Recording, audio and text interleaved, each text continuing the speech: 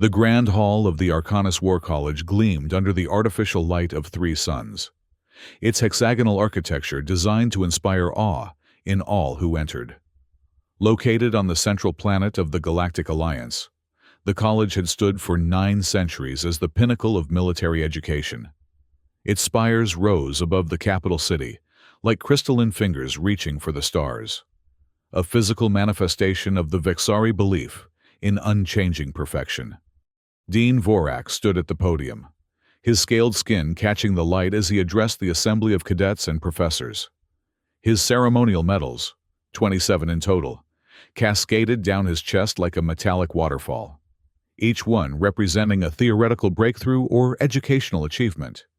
"In our continuing tradition of intellectual expansion," he announced, his voice resonating through the hall's perfect acoustics, "we have invited a representative from Earth to address our senior class." His mandibles clicked in what the Vexari considered a smile. "I believe you will find this entertaining, if nothing else." The murmur that spread through the room carried notes of amusement and dismissal. Humans were the newest members of the Galactic Alliance, having joined barely 50 years ago. Their military history was considered primitive, their tactics unsophisticated. "Commander Elena Reyes of Earth Defense Force," announced the Academy protocol droid. The figure that entered from the side door seemed almost comically understated compared to the grandeur of the hall. Commander Reyes wore the simple blue and gray uniform of Earth's unified military. No ceremonial additions, no cascade of medals, just functional attire with minimal rank insignia on her shoulders. Her dark hair was pulled back in a regulation knot, and she carried only a small data tablet. Dean Vorak gestured to the podium with a flourish. "Commander, we look forward to your perspective on galactic warfare.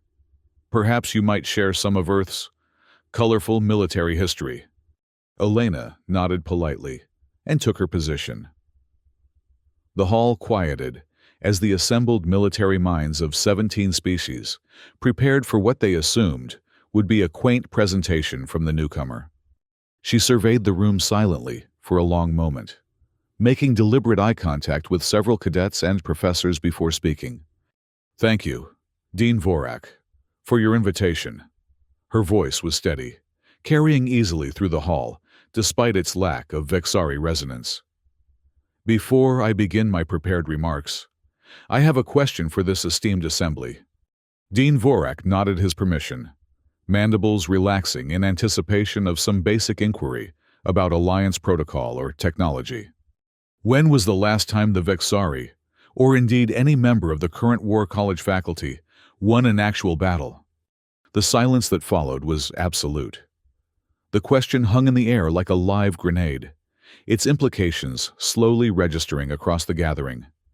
Cadets shifted uncomfortably in their seats. Senior professors straightened their postures defensively. Dean Vorak's scales darkened slightly, the Vexari equivalent of a flush. "Commander, the purpose of this institution is to develop the perfect theory of warfare. Our graduates apply these principles across the galaxy." "That wasn't my question," Elena replied, her tone still conversational but unyielding. "I asked about victories, actual combat engagements where your theories met reality and prevailed." Professor Zeltak, the most decorated theoretical strategist in the college, rose from his seat in the front row, his 7-fingered hand gesturing sharply as he spoke. "The diamond spearhead formation developed in these halls has been the backbone of Alliance defensive strategy for 3 centuries. It has protected 17 star systems from invasion." Elena nodded. "Indeed. The diamond spearhead is a beautiful formation on paper." She tapped her tablet, and a holographic display appeared above the podium. "However, when we examine the actual deployment records from the Centauri incursion 53 years ago, we see that the formation was broken within the first hour of engagement." The hologram showed Alliance ships arranged in the famous diamond pattern, then quickly being surrounded and fragmented by an enemy force. "The official record calls this a victory because the invasion was eventually repelled," Elena continued. but only after abandoning the diamond spearhead and shifting to a scattered retreat that accidentally created a more effective defense. Murmurs spread through the hall again, this time with notes of consternation.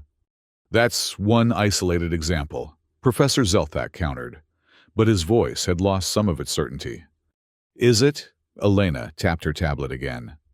Let's examine the last 20 major engagements involving hegemony forces. What followed was a methodical dissection of battle after battle, campaign after campaign. Elena displayed classified records that showed how traditional Vexari tactics had consistently failed in actual combat scenarios. She highlighted how field commanders had been forced to abandon War College doctrine to achieve victories, only to have those improvisations scrubbed from official records when they didn't match established theory. The Cygnus defensive stand, celebrated in your textbooks as the perfect application of the immovable mountain strategy, she said, displaying another hologram, was actually a desperate series of improvisations by Admiral Krell, who explicitly disobeyed War College directives to hold position. A cadet in the third row raised her hand, her green skin pale with confusion. But we studied Admiral Krell's campaign for an entire semester as the perfect example of disciplined adherence to doctrine. Yes, Elena said softly. You did. But that's not what happened. Dean Vorak's mandibles clicked rapidly in agitation. Commander, these records appear to be selective. Our comprehensive battle analytics are routinely sanitized to match pre-existing doctrine. Elena finished for him. She switched to another display. Here are the original field reports alongside the versions that appear in your archives. The discrepancies are highlighted. The display showed dozens of documents with significant portions altered between versions. The cadets leaned forward, many using their personal devices to capture images of the evidence. This is outrageous, Professor Zelthak declared, his scales now fully darkened in anger.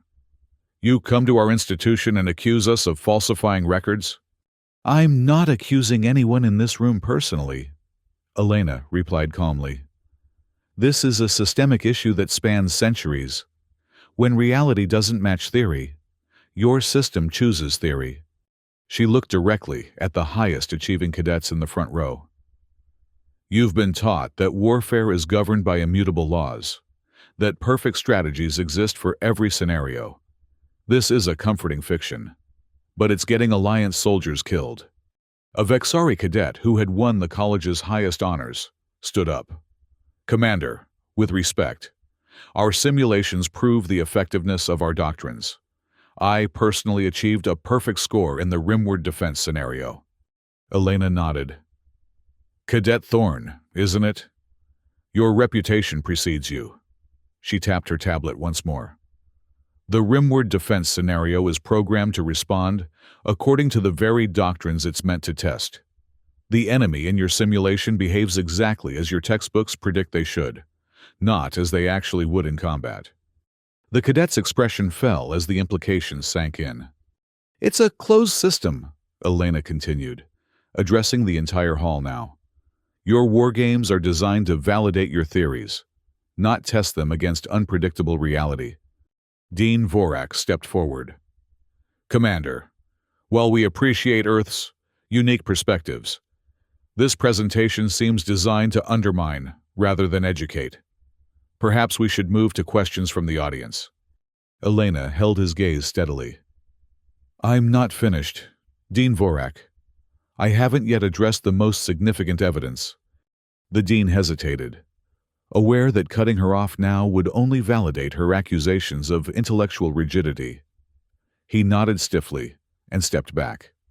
Thank you, Elena said, and her tone shifted slightly, becoming more solemn.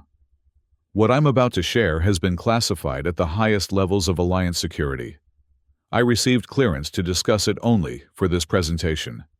The atmosphere in the hall changed, tension giving way to genuine curiosity.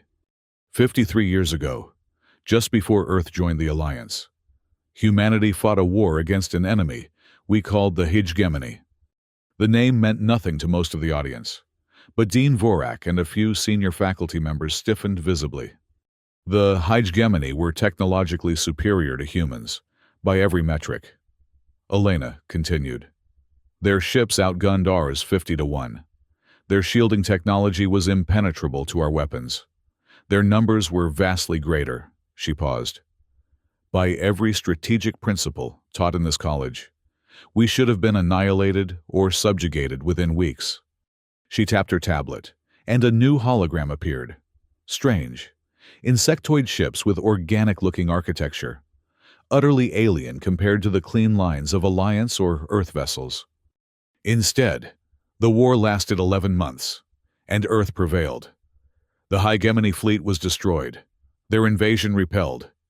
Dean Vorak's voice was tight when he spoke. The hegemony conflict is indeed classified. How humanity survived their onslaught remains unclear. It's not unclear at all, Elena said. It's just uncomfortable for the established military doctrine of the Alliance. She expanded the holographic display. I've brought a complete simulation of the Battle of Lunar Perimeter, which was the turning point of the war. The hologram now filled the space above the podium, showing Earth and its moon, with defending human ships vastly outnumbered by the alien fleet. With the War College's permission, I'd like to run this simulation in real time and narrate the actual tactics used. There was a long pause before Dean Vorak nodded reluctantly. The simulation began. The initial deployment showed Earth forces arranged in what appeared to be a standard defensive perimeter around the moon, something similar to formations taught at the War College.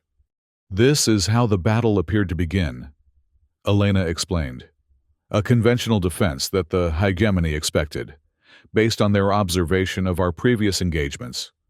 The alien ships advanced in overwhelming force, their formation precisely targeting the weakest points in the human perimeter, exactly as War College doctrine would predict. Now, watch what actually happened, Elena said. The simulation continued.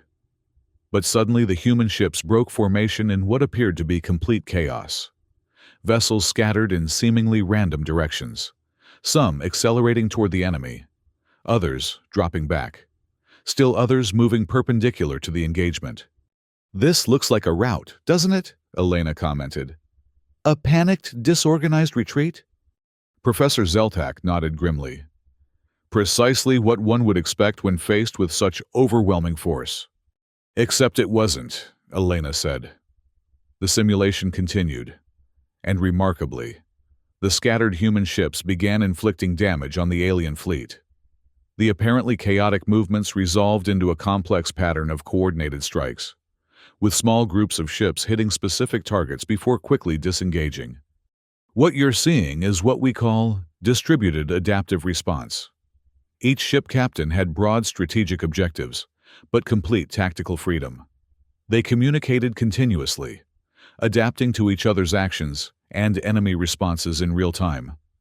The simulation showed the massive alien formation gradually losing cohesion as it tried to respond to attacks coming from multiple directions simultaneously. The hegemony fleet was operating on fixed tactical principles remarkably similar to those taught here. When reality didn't match their doctrine, they faltered. As the simulation progressed, the human fleet continued its seemingly erratic but devastatingly effective assault. Within 6 hours of simulated time, the alien formation had completely broken down, with ships either retreating or being destroyed in detail. This battle should have been impossible to win, Elena said quietly, as the simulation concluded. The technology gap alone should have ensured our defeat, but rigid doctrine confronted by adaptive tactics will lose every time, regardless of technological advantage. The silence in the hall was different now, not shocked or offended, but thoughtful. Even Professor Zeltak seemed lost in contemplation rather than anger. Elena continued.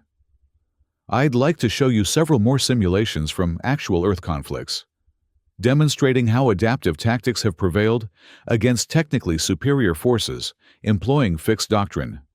Over the next 2 hours, Elena presented battle after battle, where flexible, Responsive strategies had overcome overwhelming odds.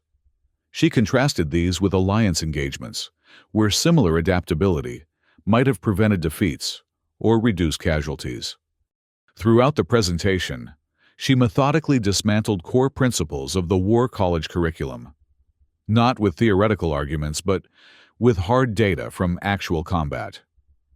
The evidence was irrefutable. The rigid doctrines that had been taught for centuries were fundamentally flawed when confronted with the chaos of real warfare. By the time she concluded, the atmosphere in the hall had transformed. Many cadets were openly taking notes, while others engaged in hushed debates with their peers. Several professors appeared deeply troubled, reviewing the evidence on their own devices. "In closing," Elena said, "I want to be clear that I'm not suggesting Earth's military approach is superior in all aspects. What I am advocating is the importance of adaptability, of questioning doctrine, and of preparing officers for the reality that no battle plan survives first contact with the enemy." She looked directly at Dean Vorak. "A military education that teaches cadets there are perfect, immutable solutions to the chaos of combat does them, and the people they're sworn to protect, a profound disservice." Dean Vorak stood motionless for a long moment before approaching the podium. His normally imposing presence seemed diminished somehow. "Commander Reyes," he said, his voice subdued, "your presentation has been illuminating. Are there questions from the assembly?" Hands shot up across the hall. For the next hour, Elena fielded increasingly thoughtful and challenging questions from cadets and faculty alike. Gone was the initial condescension. In its place was genuine intellectual engagement. Even Professor Zelthak's questions, while still skeptical, showed a willingness to consider new perspectives. As the session concluded, Dean Vorak addressed the assembly once more.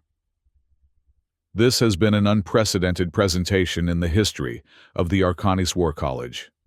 I thank Commander Reyes for her candor." He paused, seeming to wrestle with himself before continuing. "In light of the evidence presented today, I believe a comprehensive review of our curriculum is warranted." This announcement sent a new wave of murmurs through the hall. "Furthermore," he continued, "I must acknowledge my own responsibility as dean in perpetuating a system that may have prioritized theoretical elegance over combat effectiveness." His mandibles clicked softly in what the Vexari recognized as a gesture of resignation.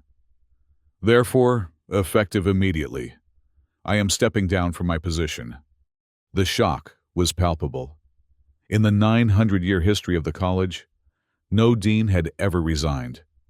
"I believe the institution requires new leadership more open to the perspectives Commander Reyes has shared today. Professor Krell will serve as acting dean until the Alliance Education Council can appoint a permanent replacement." With that, Dean Vorak left the podium and walked directly out of the hall, his ceremonial robes billowing behind him. The assembly erupted into conversation, with faculty members clustering in heated debate, while cadets excitedly discussed the implications of what they'd witnessed. Elena found herself surrounded by cadets eager to ask more questions, their earlier skepticism replaced by intense curiosity. As she answered their questions, Elena noticed Professor Zelthak watching from a distance. When their eyes met, he gave her a small nod, not agreement, perhaps, but acknowledgement. It was a start. Outside the Grand Hall, beyond the crystalline spires of the War College, the three suns of Arcanis were setting, casting long shadows across the capital.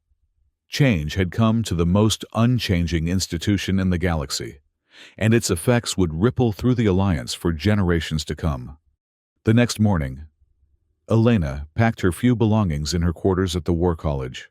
Her presentation had lasted one day, but its impact would be measured in years, perhaps decades. She had just finished when her communication device chimed. "Commander Reyes," came the voice of Acting Dean Krell. "The senior faculty would like to speak with you before your departure."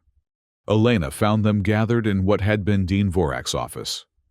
The ceremonial trappings had already been removed, leaving the space starkly functional. Professor Zelthak was there, along with 5 other senior instructors, their expressions unreadable to human eyes. "Commander," Zelthak began, "we have been in discussion throughout the night regarding your presentation." Elena nodded, keeping her expression neutral. "I expected as much." "Your evidence is difficult to dismiss," Zelthak continued, "particularly the hegemony conflict data. We have verified its authenticity."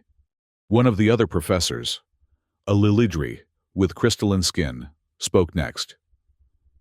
"The implications for our curriculum are profound. 9 centuries of military theory cannot be discarded overnight, but neither can it remain unchanged in the face of such evidence." "I never suggested discarding it entirely," Elena replied. "There is value in your theoretical frameworks. The issue is treating them as immutable laws, rather than guidelines to be adapted to circumstances." Zelthak's scales rippled in what might have been reluctant agreement. "The acting dean has proposed a collaboration." "What kind of collaboration?" Elena asked. "A joint commission between Earth military educators and our faculty," explained Acting Dean Krell, who had entered silently behind her, "to develop a new curriculum that incorporates both our theoretical foundation and your adaptive methodologies." Elena considered this carefully. Such a commission would need full access to unredacted battle records from both Earth and Alliance engagements. "Agreed," said Krell. "Transparency must be the foundation of any meaningful reform." "And Earth would need equal representation on the commission," Elena added.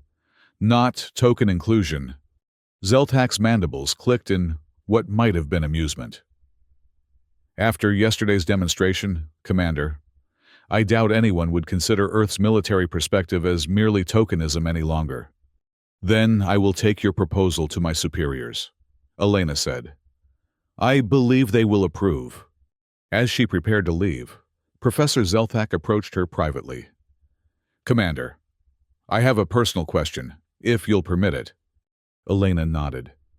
"In your analysis of the Cygnus campaign, you mentioned that Admiral Krell disobeyed direct orders to achieve victory." Zelthak's voice lowered. "Admiral Krell was my progenitor. In all the family archives, there was never any mention of this disobedience." Elena met his gaze steadily. "The official record was altered to protect both the Admiral and the War College. But in Earth's intelligence assessment of the campaign, obtained when we joined the Alliance, the truth was preserved." Zelthak was silent for a moment. "So my progenitor was not the perfect exemplar of discipline I was raised to believe." "No," Elena said gently. "He was something far more valuable. An officer who understood when doctrine must give way to reality, who valued the lives of his forces above theoretical purity." Zelthak's scales shifted in a complex pattern. "This will require consideration." "The most important battles are often the ones we fight within ourselves," Elena said. "Between what we've been taught to believe and what reality shows us to be true." The professor nodded slowly. "Perhaps that is a lesson we should add to the new curriculum." As Elena left the War College, she passed groups of cadets deep in discussion, many with displays showing battle simulations, unlike anything taught in their classes. Already, they were testing new ideas, challenging each other's assumptions, engaging with warfare as the complex, chaotic phenomenon it truly was. The spires of the college still reached for the stars in their crystalline perfection. But within those perfect forms, something had changed. A spark of adaptation had been ignited in the most rigid institution in the galaxy. On her transport back to Earth, Elena received a message from one of the cadets, the high-achieving Vexari, who had questioned her during the presentation. Attached was a simulation the cadet had created, showing a hybrid formation that combined traditional alliance structure with Earth's adaptive response protocols. "Commander," the message read, I have run this simulation against all standard War College scenarios and several unprogrammed variables. The results are promising. Would you be willing to review my work?" Elena smiled as she composed her reply. This was how change happened. Not all at once, but mind by mind, idea by idea. The War College would never be the same, and neither would the military future of the Alliance. 6 months later, Elena returned to the Arcanus War College. The physical structure remained unchanged, its perfect architecture still dominating the skyline of the capital. But inside, transformation was underway. The Joint Commission had worked diligently, reviewing centuries of battle records with fresh eyes, identifying where doctrine had failed and where adaptation had succeeded. A new curriculum was taking shape, one that honored the theoretical foundation of the college while embracing the unpredictability of actual combat.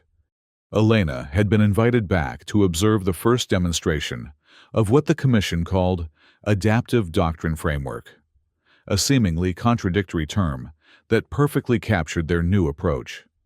Traditional formations and strategies served as starting points, but built into the framework were trigger conditions for adaptation and real-time response. The Grand Hall was filled once again with cadets and faculty, but the atmosphere was markedly different. Gone was the rigid hierarchy of the past. Instructors and students sat intermingled, engaged in open discussion before the demonstration began. Former Dean Vorak was not present. Elena had heard he had taken a position at a historical archive, researching the actual implementation of military theory throughout Alliance history. It was, in its way, a continuation of the work she had begun with her presentation. Acting Dean Krell, now confirmed as the permanent dean, welcomed Elena warmly. "Commander, I believe you will find today's demonstration interesting.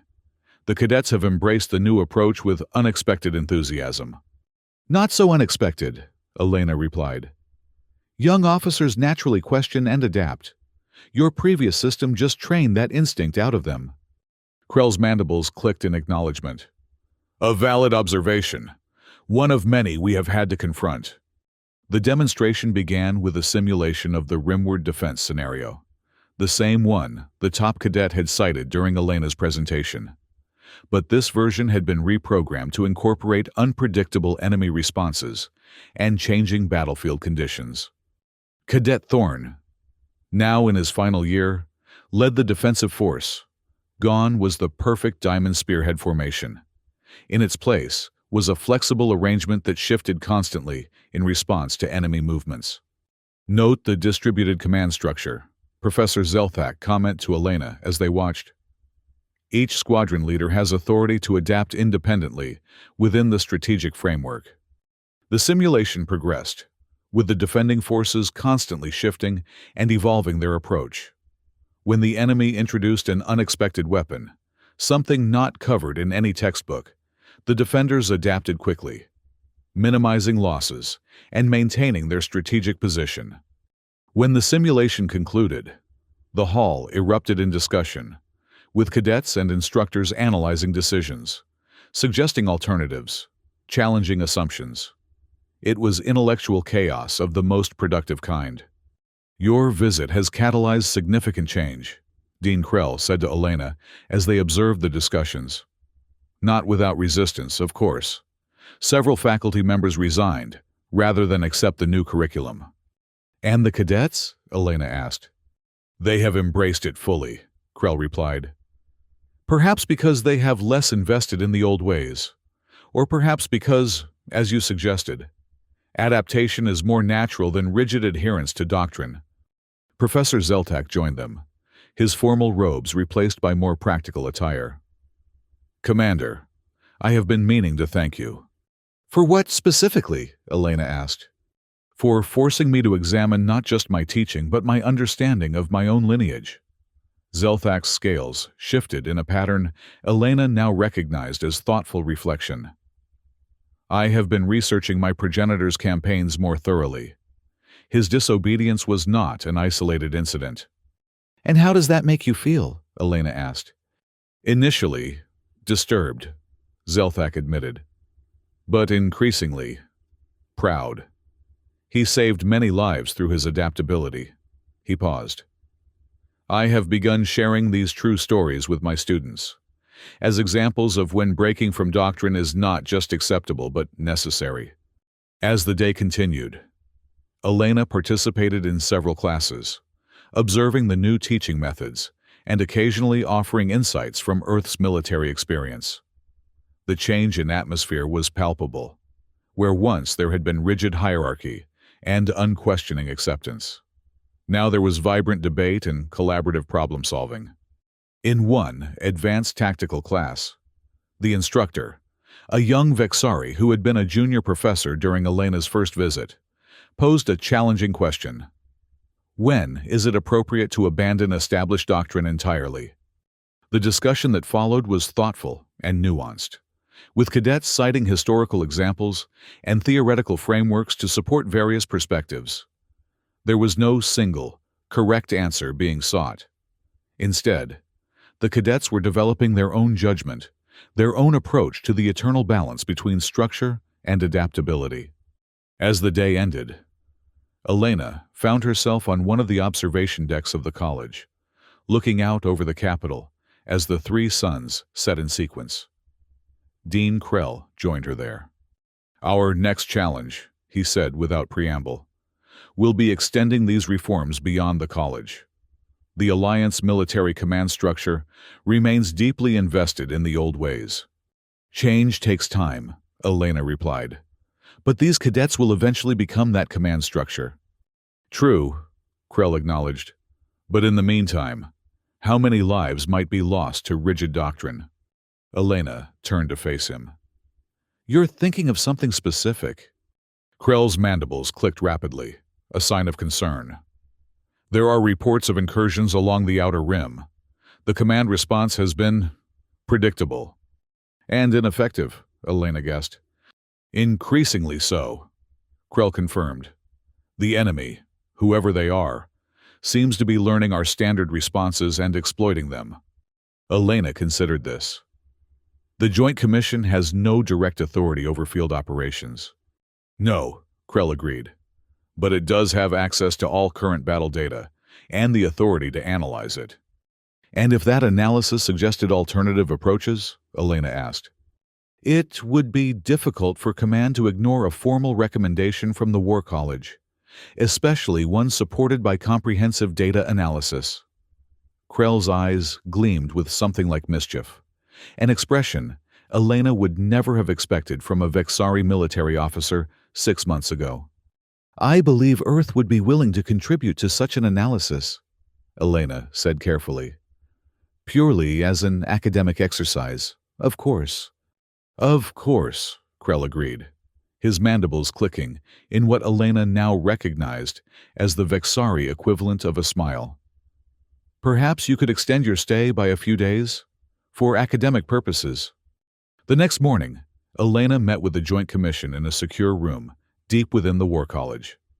Battle data from the Outer Rim streamed across multiple displays, showing a pattern of engagements that had gradually shifted from Alliance victories to costly stalemates. The enemy is adaptive, one of the Earth representatives noted immediately. They're learning from each engagement, while our response remains constant, added Professor Zelthak, who had been invited to join the analysis. The diamond spearhead, always. For the next 3 days, the Commission worked intensively, analyzing every detail of the Outer Rim engagements and developing alternative response strategies.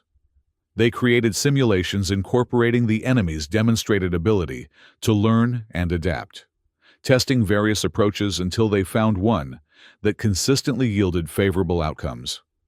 The final product was a comprehensive report detailing not just a specific tactical recommendation, but a framework for ongoing adaptation as the enemy inevitably adjusted. It was submitted to Alliance Command with the formal endorsement of the War College and Earth Defense Force. 2 weeks later, back on Earth, Elena received a secure communication from Dean Krell. The Alliance fleet had implemented their recommendations in the most recent Outer Rim engagement. The result had been a decisive victory with minimal casualties. Command has requested further analysis and recommendations. Krell's message concluded. It seems your lecture continues to resonate, Commander, far beyond the walls of our college. Elena smiled as she composed her reply. One presentation had led to a resignation, which had led to reform, which had led to lives saved in actual combat. It was more than she had dared hope for when she had first accepted the invitation to speak at the War College. Change came slowly to institutions as old as the Arcanis War College. But once begun, it created its own momentum. Throughout the Alliance, officers who had once rigidly adhered to centuries-old doctrine were beginning to question, to adapt, to evolve. And somewhere in that grand, crystalline structure, reaching for the stars, cadets were learning not just how to follow orders, but when to question them. Not just how to implement doctrine, but how to adapt it. Not just how to fight according to the rules, but how to win when the rules no longer applied.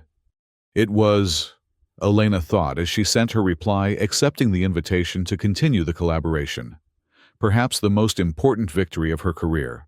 One won, not with weapons, but with ideas.